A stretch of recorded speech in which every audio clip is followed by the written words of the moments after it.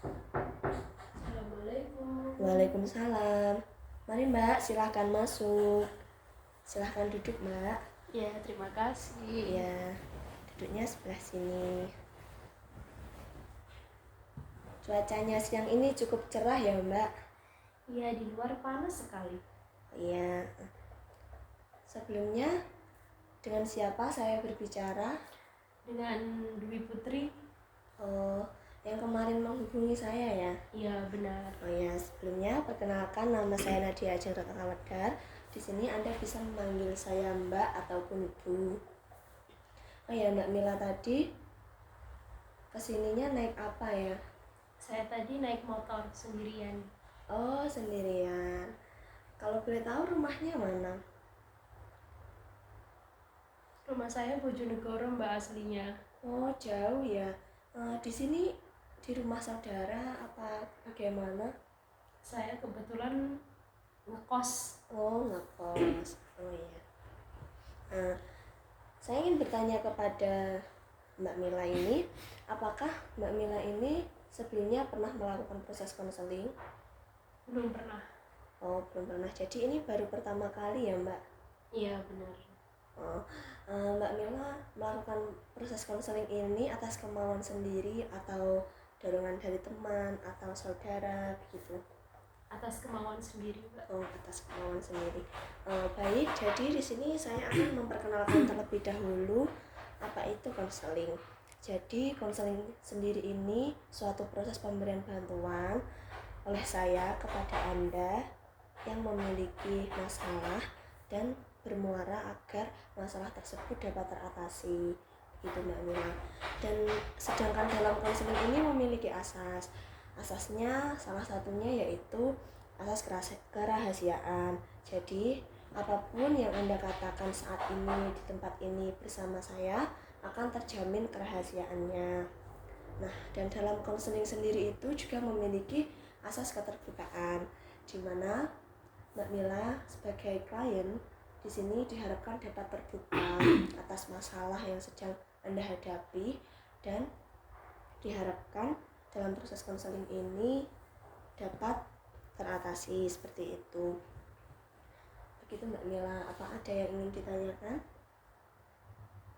Sepertinya enggak. Dalam sesi konseling kali ini mungkin kita akan membatasi waktunya yaitu sekitar 40 menit dalam satu sesi ini gitu. Oh ya, tentunya Anda datang ke sini dengan membawa pikiran dan perasaan yang membuat Anda berat atau bisa disebut dengan masalah, begitu ya Mbak? Iya, Mbak. Kalau boleh tahu atau bisa Anda ceritakan hal apa yang membuat Anda sampai datang kemari menemui saya?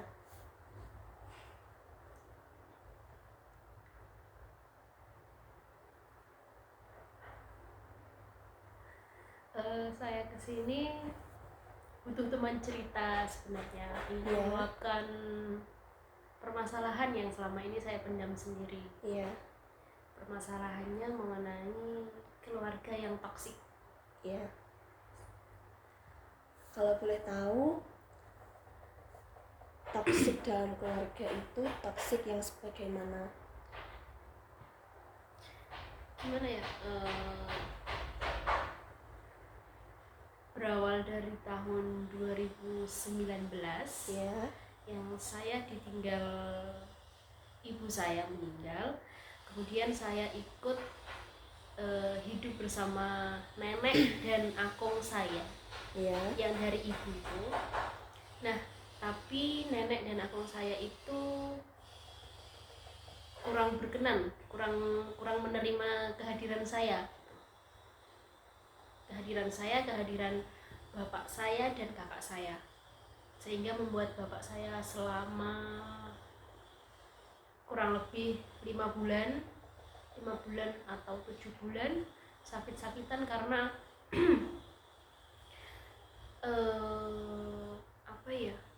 karena menahan untuk tetap bertahan hidup di lingkungan yang toksik itu tadi. Oh ya, baik.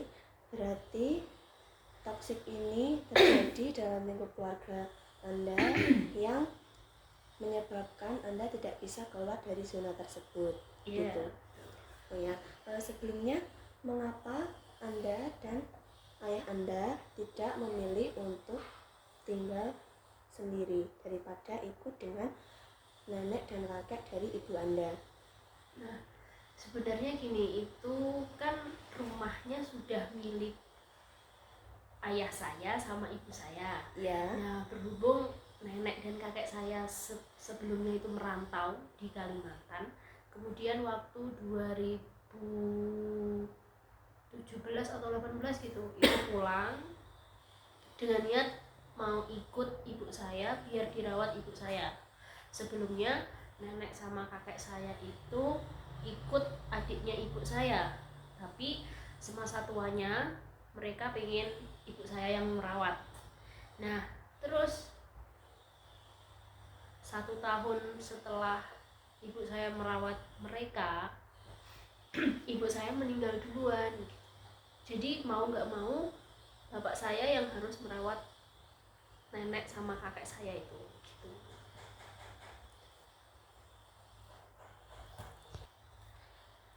Nah, bisa dikatakan begitu ya Mbak. Jadi kalau boleh saya tahu, toksik yang dilakukan oleh kakek dan nenek Anda itu setiap hari dan berkelanjutan, begitu? Iya benar, bahkan sampai sekarang, sampai ayah saya sudah meninggal pun saya masih merasakan toksik itu. Oh, kalau boleh tahu lagi, toksik yang seperti apa yang dilakukan mulai dari tahun 2019, betul? Betul Mbak. Sampai saat ini yang Anda rasakan?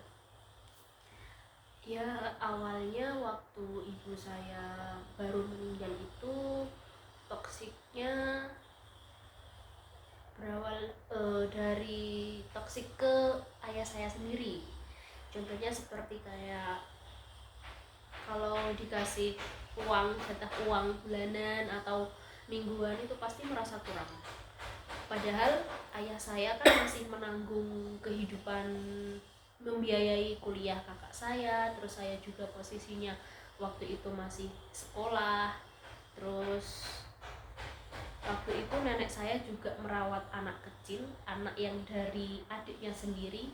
Jadi otomatis bapak ayah saya juga ikut membiayai kehidupannya dia gitu. Nah terus ada lagi kayak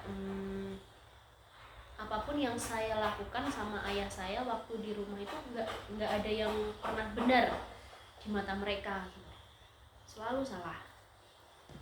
Apakah sebelumnya Anda pernah melakukan pembicaraan kepada kakek dan nenek Anda tentang apa yang Anda lakukan ini kok selalu salah gitu, yang selalu ayah Anda lakukan itu kok selalu salah? Apakah sebelumnya pernah melakukan pembicaraan, ditanya kenapa kok yang saya dan ayah saya lakukan ini selalu salah gitu? Apakah pernah sebelumnya?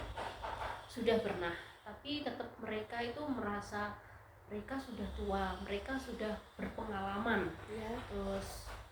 Tapi kalau dilihat dari kita sendiri atau bahkan orang lain, orang luar itu menganggap kakek saya itu terlalu egois, kakek nenek saya terlalu egois, nggak bisa menerima keberadaan ayah saya yang sebagai anak menantu dan saya sebagai cucunya sendiri. Iya, baik. Ya, saya mengerti apa yang sedang Anda rasakan dan mungkin itu menurut kakek dan nenek Mbak Mila sudah merasa benar dengan melakukan hal-hal yang seperti itu. Namun justru itu adalah hal yang salah menurut Mbak Mila dan ayah Mbak Mila, gitu kan? Iya Mbak, benar. Lalu hal-hal apa lagi yang memicu terjadinya toksik itu sampai hari ini? Iya lanjut, waktu bulan berapa, bulan 12 setelah ayah saya meninggal karena sakit, tahun 2019 bulan 12 ya. Nah sebelumnya kan ayah saya punya usaha ternak bebek petelur Ya. Nah itu kandang-kandangnya bebek petelur kan milik ayah saya sendiri. Nah, setelah ayah saya meninggal, semua yang dimiliki ayah saya, peninggalan ayah saya, ibu saya itu berusaha kakek nenek saya itu berusaha untuk mengambil semuanya. Bahkan saya dan kakak saya yang sebagai ahli warisnya itu nggak dikasih apapun. Bahkan rumah yang sudah jadi milik ayah dan ibu saya sampai sekarang, yang seharusnya saya tempati, itu sekarang udah jadi hak milik mereka. Bahkan kemarin sempat, beberapa bulan yang lalu sempat bisa dibilang saya sudah diusir dari rumah sama kakek nenek saya. Ya baik, saya memahami kondisi yang sedang Anda rasakan saat ini. Jika Anda pulang ke Bojonegoro, apakah Anda tetap pulang ke rumah kakek nenek itu tadi? Enggak, kalau sekarang sudah enggak pernah. Saya sekarang ikut ke Pak D Bude yang dari saudara dari ayah saya. Kemudian, apakah kakek dan nenek Anda pernah menghubungi untuk Anda datanglah ke sini? Kenapa kok kamu tidak mau main ke sini? Sebelumnya apakah pernah begitu untuk saat ini? Kalau untuk saat ini belum pernah. Dan kebetulan beberapa bulan 3 bulan yang lalu, sekarang kakek sama nenek saya udah nggak menempati rumah itu, rumah yang ada di Bojonegoro, tapi sekarang ikut ke adik dari ibu saya di Purwokerto gitu. Bahkan saya pun nggak tahu kalau kakek nenek saya itu sekarang berada di Purwokerto. Soalnya saya waktu itu posisi masih di Tulungagung, belum pernah pulang sama sekali. Jadi untuk saat ini kondisi rumah yang berada di Bojonegoro itu kosong? Iya, tidak kosong. ada penghuninya? Nggak ada penghuninya. Mulai dari 2019 sampai saat ini, apa yang Anda lakukan untuk meminimalisir hal-hal toksik yang dilakukan oleh keluarga Anda kepada Anda? Hal-hal kecil misalnya yang Anda lakukan. Kalau dulu waktu awal maba, saya kan maba waktu angkatan COVID, angkatan tahun 2020. Nah, itu saya belum ke Tulungagung, soalnya kuliah masih dilaksanakan secara online. Ya. Saya berusaha ngajak teman saya untuk kuliah bareng di rumah, agar saya punya teman, agar saya bisa cerita-cerita dan bisa apa ya, bisa ada teman gitu ya, bisa ada teman, iya. bisa fokus sama kuliah-kuliah yang sedang berlangsung itu. Terus waktu bahkan stok gimana ya, Ya pelan-pelan saja ceritanya Mbak. gara-gara toksik itu saya dulu bisa dibilang iman saya nggak kuat, bisa dibilang saya nggak punya arah, nggak punya pegangan, nggak punya dukungan dari siapapun. Waktu saya masih ikut nenek dan akung saya, semester 2 atau semester 3 saya ada niatan untuk bunuh diri, gara-gara saya nggak kuat ngadepin ke lingkungan yang toksik itu. Ya, baik. Tadi Anda mengatakan bahwa Anda sempat ingin melakukan hal yang di luar pikiran Anda untuk melakukan bunuh diri. Iya. Lalu apa yang sampai akhirnya bisa dikatakan untuk menggagalkan tujuan Anda untuk melakukan hal yang buruk tersebut? Satu sih, cuma satu, karena saya masih punya kakak. Saya mikir gini, kalau saya mengakhiri hidup saya, nanti kasihan kakak saya. Kakak saya tinggal punya keluarga inti hanya saya. Jadi kalau saya tinggal dulu, nanti kakak saya kalau sedih mau ke siapa, kalau cerita-cerita mau ke siapa. Tapi di sisi lain kakak saya sudah punya pasangan. Tapi meskipun sudah punya pasangan, pasti tetap butuh saya sebagai keluarga intinya. Iya, iya. Ya, baik. Saya mengerti dan saya memahami kondisi Anda. Saya juga pernah berada di posisi Anda. Namun, untuk saat ini, pemikiran yang sudah Anda lakukan itu sudah benar. Anda sudah memikirkan ternyata jika saya melakukan ini untuk kedepannya sangat tidak baik untuk kehidupan saya dan juga kakak saya, begitu. Nah,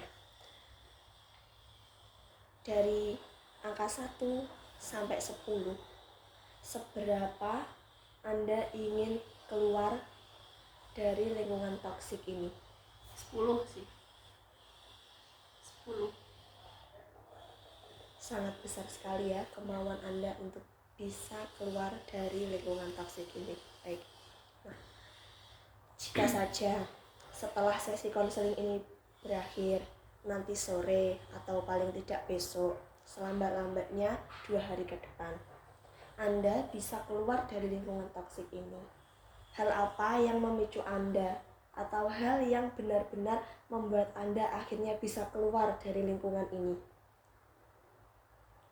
Kira-kira hal apa yang bisa membuat Anda bisa keluar dari lingkungan toksik yang benar-benar membebani Anda selama ini? Kalau sekarang saya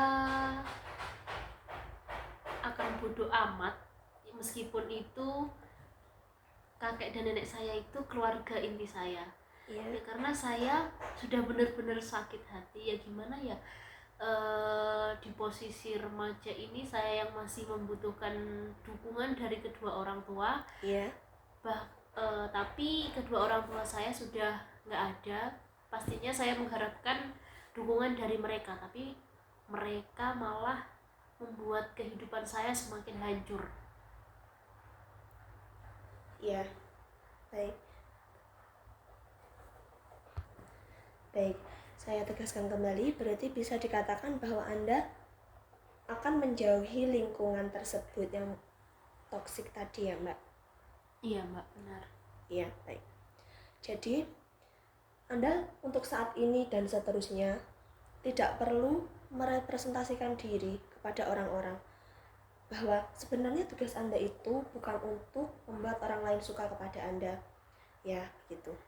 Anda bisa membuat lingkungan yang sehat, lingkungan yang nyaman untuk Anda, lingkungan yang jauh dari kata toksik, yang menurut Anda itu bisa mensupport Anda saat ini butuh dukungan, butuh support dari lingkungan sekitar Anda, begitu kan, Mbak? Nah, sebelumnya apakah Anda sudah menanamkan self love kepada diri Anda? Bisa dibilang baru-baru kali ini. Baru-baru kali ini Ya. Nah, ternyata menanamkan self love dalam diri itu sangat penting, Mbak. Karena self love ini itu dapat membantu saat kita itu berada di lingkungan yang toksik.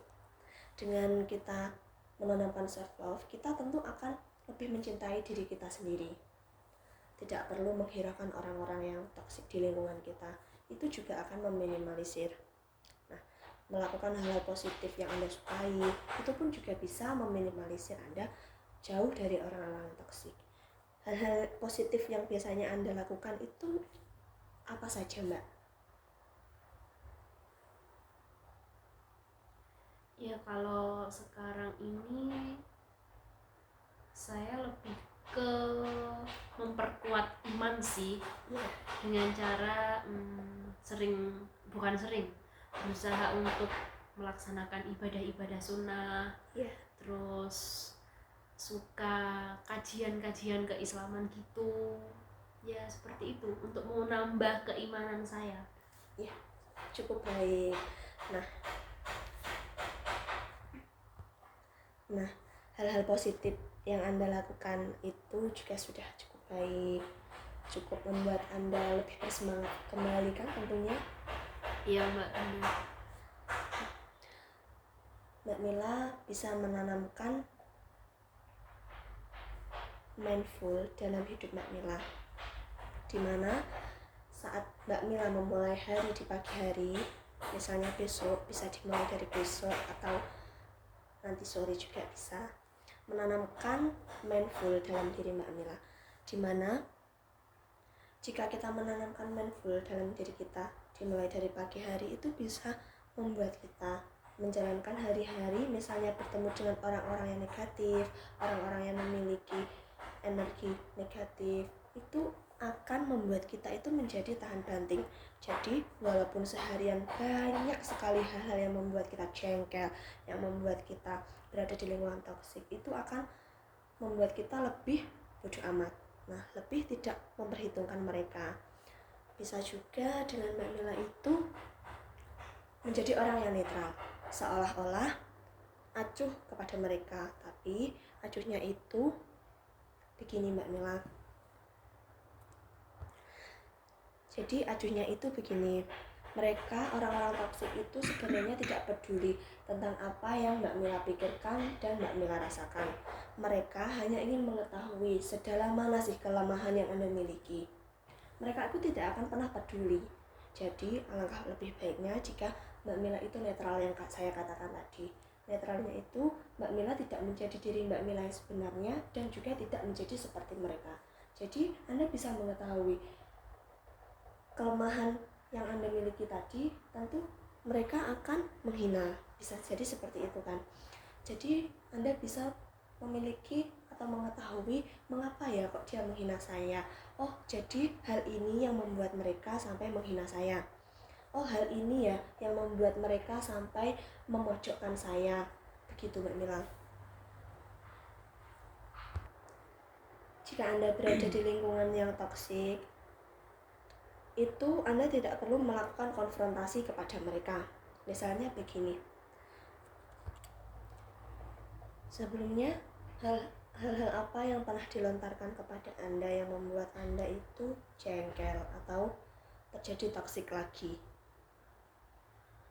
Ya pernah seperti perkataan dari mereka kayak, kamu itu sudah saya rawat, bahkan dari kecil waktu ayah ibu kamu kerja itu kamu juga saya yang rawat, saya bantu merawat kamu, tapi kenapa balasan kamu kok malah kayak gini? Padahal saya itu sudah melakukan apa yang mereka inginkan, tapi tetap saja mereka merasa saya belum bisa memenuhi keinginan mereka gitu. Oh iya, jadi begitu ya Mbak. Tentu saja dalam hidup itu terus berproses ya. Dan berproses itu tidak hanya sehari dua hari, berproses itu terus menerus. Mungkin dengan kehadiran lingkungan yang toksik yang Mbak Mila alami ini akan merubah kehidupan Mbak Mila untuk kedepannya.